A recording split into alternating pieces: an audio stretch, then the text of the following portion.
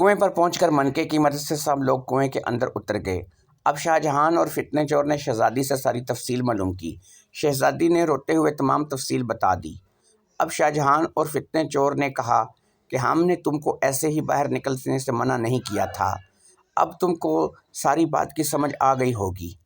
ہمیں تم کو چھوڑ کر ایک بار پھر جانا ہوگا، کیونکہ جب تک ہم اپنی منزل کا کھوج نہیں لگا لیتے اس وقت تک ہم کو اپنی منزل کی تلاش میں ہی رہنا ہوگا۔ اس لیے اب یاد رہے کہ کچھ بھی ہو جائے تم اس کنویں کے اندر ہی رہو گی اور کنویں سے باہر نہیں آؤ گی۔ یہ کچھ کھانے پینے کا سامان ہے جو تم اپنے پاس رکھو، اس کو پاس رکھو اور ہم کو اجازت دو، اب ہم چلتے ہیں۔ یہ کہہ کر شاہجہان اور فتنہ چور جانے کے لیے اٹھ کھڑے ہوئے۔ اب شہزادی نے کہا تم دونوں کس چیز کی تلاش میں ہو؟ مجھے بھی بتاؤ، ہو سکتا ہے مجھے کچھ علم ہو، کیونکہ ناگ جن مجھے بہت سی باتیں بتاتا رہتا تھا۔ ہو سکتا ہے کہ آپ لوگوں کا مسئلہ حل ہو جائے۔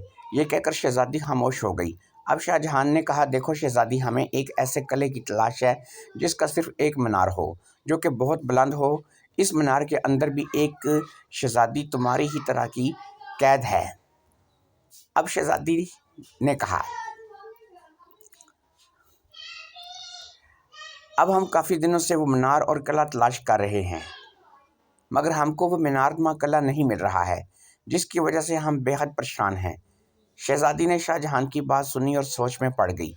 اس نے شاہجہان سے کہا ایک مرتبہ ناگ جن نے ایک ایسی عمارت کا ذکر تو کیا تھا، مگر وہ تو یہاں سے بہت دور شمال کی طرف ہے اور اس تک پہنچنے میں کئی ماہ لگ جائیں گے۔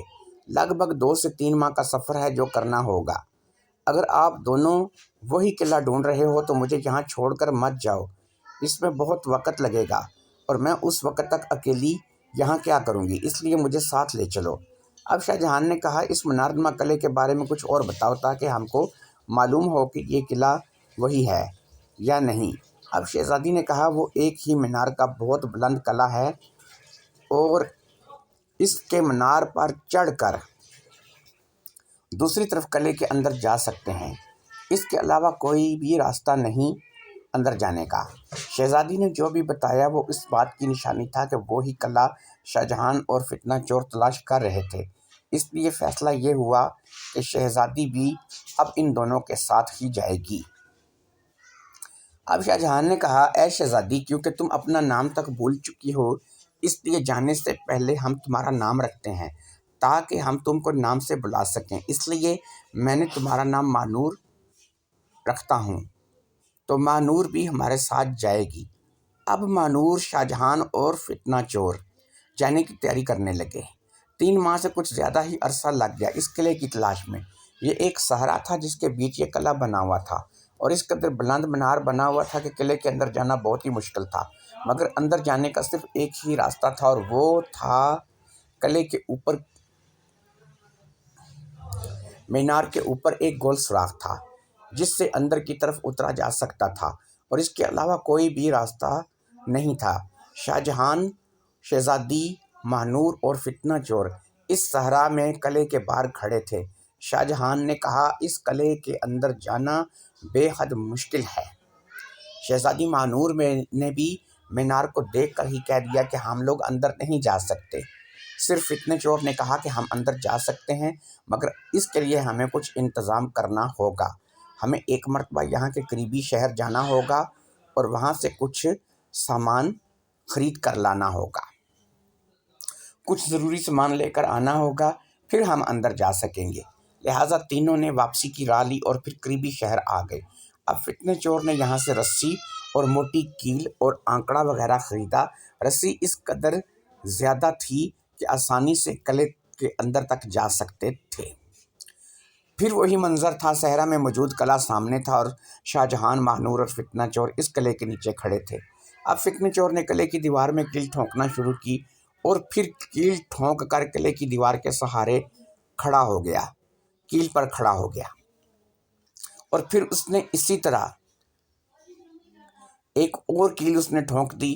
اب وہ اوپر والی کیل پر کھڑا ہو گیا اور پھر اور اوپر کیل ٹھونکنے لگا۔ وہ اسی طرح اوپر کی طرف بڑھتا جا رہا تھا، کیل ٹھونک کر پھر اس کے اوپر کھڑا ہو جاتا اور ایک اور کیل ٹھونکتا، پھر اس کے اوپر چڑھ کر کھڑا ہو جاتا۔ اسی طرح کرتے کرتے وہ کافی اوپر تک چلا گیا۔ اب وہ مینار سے زیادہ دور نہیں تھا، وہ واقعی ایک ماہر چور تھا جو اپنا کام خوب جانتا تھا۔ پھر اسی طرح وہ مینار تک پہنچ گیا۔ شاہ جہاں اور مانور نیچے کھڑے حیرت سے فتنہ چور کو دیکھ رہے تھے، اور پھر فتنہ چور مینار پر ایک بہت بڑا آہنی کیل ٹھوکنے لگا۔ آنکڑا اب اس کیل میں ڈال دیا، اور رسی جو اپنی ٹانگ سے باندھ کر اوپر تک لے آیا تھا اب ٹانگ اوپر کر کے اس کو کھولنے لگا۔ پھر کچھ ہی دیر میں رسی پاؤں سے نکال کر آنکڑے میں پھنسا دی اور آنکڑے کو آہنی کیل میں ڈال دیا۔ اب رسی کی مدد سے نیچے کھسکنے لگا، اور پھر چند ہی لمحوں کے بعد وہ نیچے اتر آیا۔ شاہ جہاں اور مانور کے پاس پہنچ گیا۔ اب فتنہ چور نے مانور کو کندھے پر بٹھایا اور رسی اور کیلوں کی مدد سے اوپر چڑھنے لگا، اور پھر وہ اوپر پہنچ گیا۔ اوپر پہنچ کر اس نے رسی نیچے پھینک دی۔ اب شاہ جہاں بھی ساری ٹرک سمجھ چکا تھا۔ رسی اور کیلوں کی مدد سے شاہ جہاں